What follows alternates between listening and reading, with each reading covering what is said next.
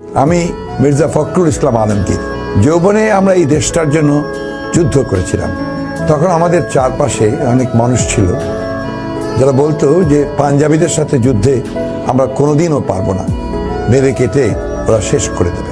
ওদের ট্রেন মিলিটারির বিপরীতে আমরা হলাম বাচ্চা ছেলেপুলে। তারা আসলে ভয় পেত, যুদ্ধে পার্টিসিপেট না করার অনুতাপে কাতর ছিল তারা। আমরা সেদিন তাদের কথা শুনিনি, বড় বড় পাকা পাকা বিশ্লেষণে কান দেইনি।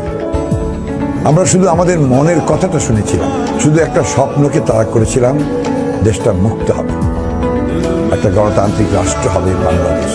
Two them you don't matter, এমন এক ন্যারেটিভ তারা বাংলাদেশে দাঁড় করিয়েছে যে আপনি যাকেই ভোট দেন, আপনার রাজনৈতিক জাজমেন্ট যাই হোক না কেন, সেই ভোটকে, আপনার বিশ্বাসকে তারা চুরি করে পাল্টে দেবে। আমি বলি কি, আপনারা ওদের দেখিয়ে দিন যে আপনারাই বাংলাদেশ, দেখিয়ে দিন যে ইউ ম্যাটার, আপনারা এই দেশের মালিক এবং আপনার ভোটেই ঠিক হবে এদেশের ভবিষ্যৎ। গণতন্ত্রটা বাঁচাতে হবে।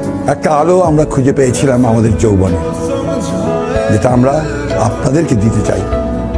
এই আলোটা আপনারা শুধু আপনাদের সন্তানদের কাছে পৌঁছে দেবেন, তাহলেই আলোটাকে নিভতে দেবেন না।